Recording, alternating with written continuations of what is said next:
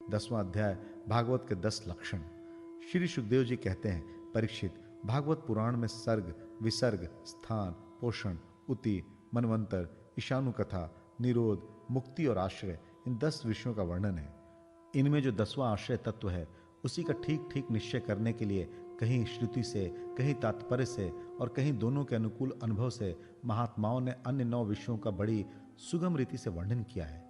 ईश्वर की प्रेरणा से गुणों में क्षोभ होकर रूपांतर होने से जो आकाशादि पंचभूत, शब्दादि तन्मात्राएं, इंद्रियां, अहंकार और महत्त्व की उत्पत्ति होती है, उसको सर्ग कहते हैं। उस विराट पुरुष से उत्पन्न ब्रह्मा जी के द्वारा जो विभिन्न चराचर सृष्टियों का निर्माण होता है, उसका नाम है विसर्ग। प्रतिपद नाश की ओर बढ़ने वाली सृष्टि को एक मर्यादा में स्थिर रखने से भगवान विष्णु की जो श्रेष्ठता सिद्ध होती है, उसका नाम स्थान है।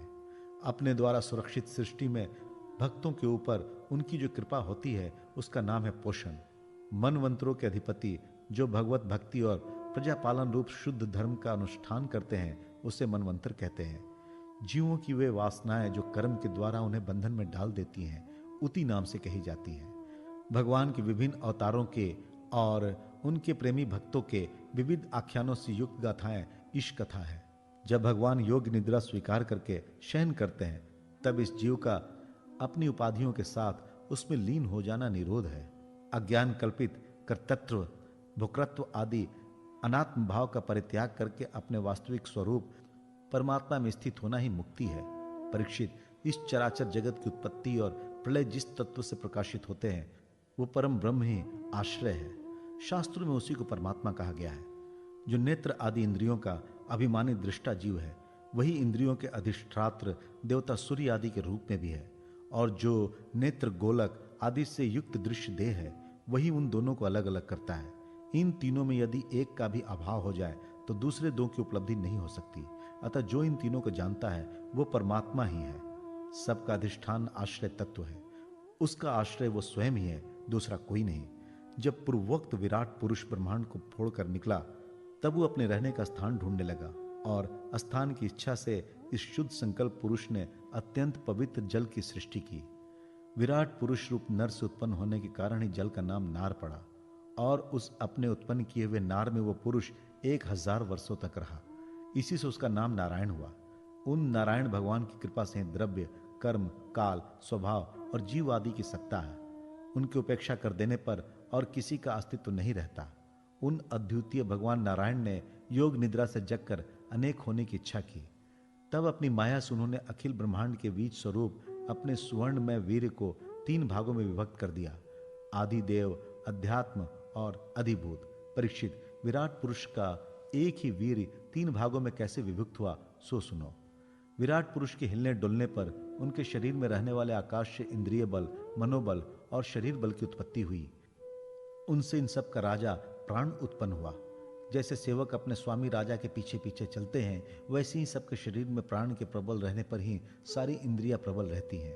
और जब वो सुस्त पड़ जाता है, तब सारी इंद्रियां भी सुस्त हो जाती हैं। जब प्राण जोर जोर से आने जाने लगा, तब विराट पुरुष को मुख्य प्यास का अनुभव हुआ। खाने पीने की इच्छा करते ही सबसे पहले उनके शरीर में मुख प्रकट हुआ। मुख से तालु और तालु से रसेंद्रियां प्रकट हुई।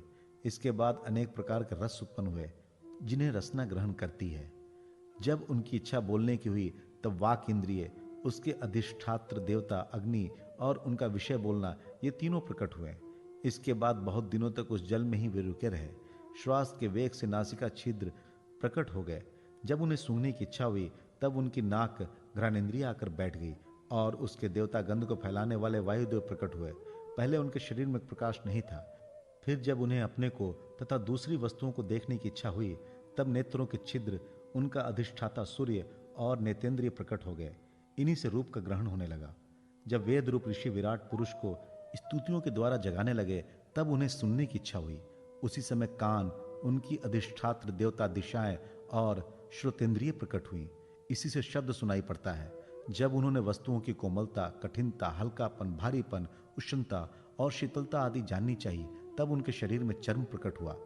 पृथ्वी में से जैसे वृक्ष निकल आते हैं, उसी प्रकार उस चर्म में रोएं पैदा हुए और उसके भीतर बाहर रहने वाले वायु भी प्रकट हो गया। स्पर्श ग्रहण करने वाली त्वचा, इंद्रिय भी साथ ही साथ शरीर में चारों ओर लिपट गई और उससे उन्हें स्पर्श का अनुभव होने लगा। जब उन्हें अनेकों प्रकार के कर्म करने की इच्छा हुई तब उनके हाथ उगाए। उन हाथों में ग्रहण करने की शक्ति हस्तेंद्रिय तथा उनके अधिदेवता इंद्र प्रकट हुए और दोनों के आश्रय से होने वाला ग्रहण रूप कर्म भी प्रकट हो गया। जब उन्हें अभिष्ट स्थान पर जाने की इच्छा हुई तब उनके शरीर में पैर उगाए। चरणों के साथ ही चरण इंद्रिय के अधिष्ठा रूप में वहां स्वयं यज्ञ पुरुष भगवान विष्णु स्थित हो गए और उन्हीं में चलना रूप कर्म प्रकट हुआ। मनुष्य इसी चरणेन्द्रिय से चलकर यज्ञ सामग्री एकत्र करते हैं। संतान, रति और स्वर्ग भोग की कामना होने पर विराट पुरुष के शरीर में लिंग की उत्पत्ति हुई। उसमें उपस्थेंद्रिय और प्रजापति देवता तथा इन दोनों के आश्रय रहने वाले काम सुख का आविर्भाव हुआ। जब उन्हें मल त्याग की इच्छा हुई तब गुदा द्वार प्रकट हुआ। तत्पश्चात इसमें पायु इंद्रिय और मित्र देवता उत्पन्न हुए। उन्हीं दोनों के द्वारा मल त्याग की क्रिया संपन्न होती है। अपान मार्ग द्वारा एक शरीर से दूसरे शरीर में जाने की इच्छा होने पर नाभि द्वार प्रकट हुआ।